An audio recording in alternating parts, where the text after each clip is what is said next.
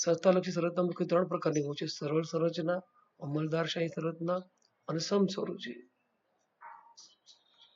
સમસ્વરૂપી સંરચના સમૃદ્ધ નીચે પ્રમાણે છે.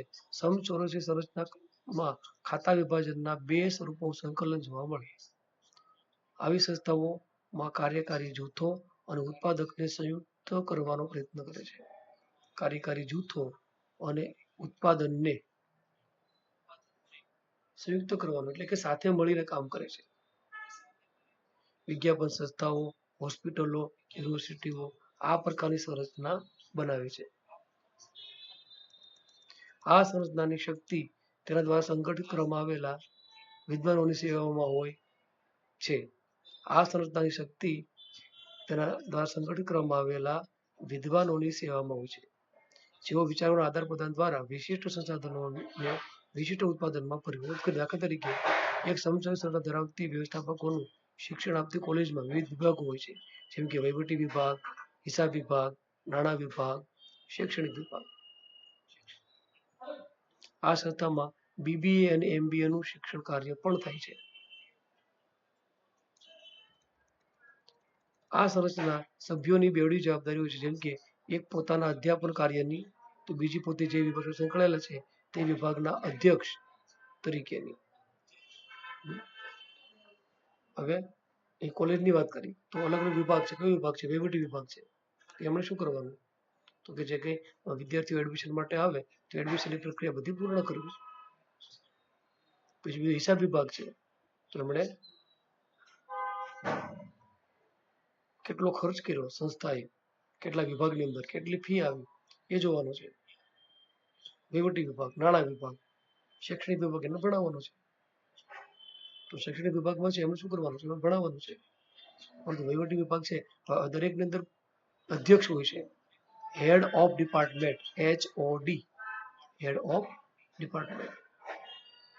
દરેક વિભાગના જે મુખ્ય વ્યક્તિ હોય એ વ્યક્તિને એમણે સાથે રાખવાના છે, એની જવાબદારી હોય છે. તે વિભાગના અધ્યક્ષ HOD. જે સંસ્થા બહુવિધ, જટિલ અને એકબીજા પર આધારિત થતી હોય ત્યાં સરળ સંકલન સમસ્વરૂપી સંરચના અસરકારક નીવડે છે. એકબીજા પર આધારિત વિભાગો હોય ત્યાં બેંકની અંદર પણ આવું જ આવશે. આ સંરચના તજજ્ઞોએ અસરકારક કાર્ય સોંપણીમાં સફળ પૂરા થાય છે. જો કે ક્યારેક તજજ્ઞો વચ્ચે સત્તા અંગે વિખવાદ સંઘર્ષ પણ થાય છે. એમના જે ઉપરી અધિકારી હોય એમની સાથે નીચેના અધિકારીઓને ક્યારેક સંઘર્ષ પણ થતો હોય છે. તો એક સાથે મળી જે કામ કરવાનું હોય છે, જે સંસ્થાની અંદર એકબીજા પર આધારિત હોય છે તેવી સંસ્થામાં સમસ્વરીય સંસ્થા બનતી સમસ્વરીય સંકલન જોવા મળતું હોય છે. બરાબર.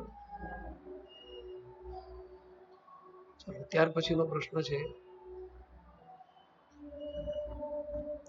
સંસ્થા લક્ષણ તરીકે જવાબદારી અને અધિકાર. સંસ્થા સમાન હેતુ, એ તો ખ્યાલ છે આપણને, હેતુ સમાન જ છે. વ્યક્તિગત અને જૂથલક્ષી પ્રવૃત્તિનું સંકલન કરે. સંસ્થા લક્ષણો પ્રમાણે છે: સમાન લક્ષ્ય, પ્રયત્નોનું સંકલન, શ્રમ વિભાજન અને જવાબદારી અને અધિકાર. જવાબદારી અધિકાર નીચે પ્રમાણે સંસ્થાના પ્રયત્નોનું સંકલન, શ્રમ વિભાજન પ્રક્રિયા દરેક વ્યક્તિના કાર્યો, જવાબદારી અને ફરજોનો સ્પષ્ટ નિર્દેશ કરે છે. પ્રયત્નોનું સંકલન. કોલેજ છે, બરાબર છે, આ કોલેજના ધ્યેય પ્રાપ્ત કરવા હોય તો એમાં જે એટલા પણ કર્મચારી કામ કરે છે એમને શ્રમ વિભાજન કર્યું, દરેકને અલગ અલગ કાર્યો સોંપ્યા છે અને એ કાર્યોની જવાબદારી, ફરજો એ પણ બતાવવામાં આવે છે. સંસ્થાના ધ્યેયોની સિદ્ધિનો આધાર વ્યક્તિ સોંપવામાં આવેલા કાર્યો અને જવાબદારીઓ તે કેટલી હદે પૂર્ણ કરે તેના પર છે.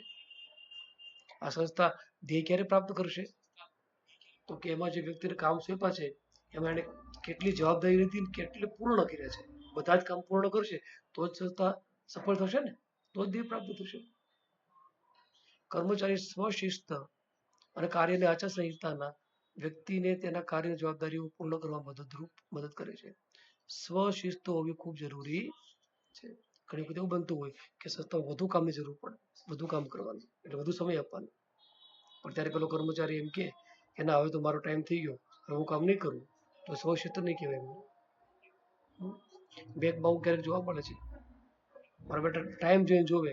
બેનો ટાઈમ હોય 1:59 થાય ને એટલે તરત જ તે બારી બંધ કરી દે લાઈનમાં ઉભો હોય તોય.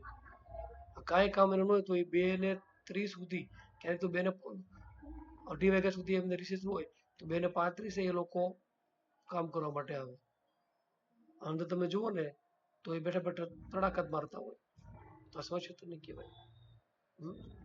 એમાં લોકોની જરૂરિયાત સમજી અને એમને મદદરૂપ થવું જોઈએ. તો સ્વશિસ્ત કાર્યની આચારસંહિતા વ્યક્તિને તેના કાર્યોની જવાબદારી પૂર્ણ કરવામાં મદદ કરે છે.